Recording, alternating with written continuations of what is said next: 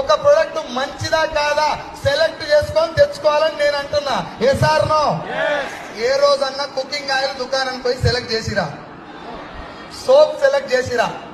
Paste select చేసిరా? ఒక cooking oil నీ గుండె ఆరోగ్యాన్ని డిసైడ్ చేస్తుంది, అవునా కదా? అదే కుకింగ్ ఆయిల్ నీ నెత్తి మీద ఎంటకలు ఉండాలా ఊసిపోవాలని డిసైడ్ చేస్తుంది.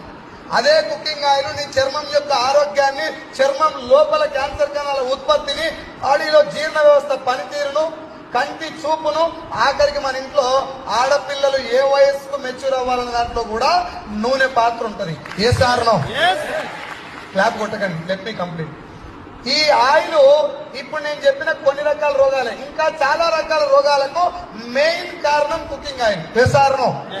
ఈ కుకింగ్ ఆయిల్ షాప్కి వెళ్ళి ఏ రోజన్నా 10 కంపెనీల ఆయిల్ చూసి ఒక కంపెనీ ఆయిల్ బెస్ట్ అని చెప్పి సెలెక్ట్ చేసిన ఎవరన్నా?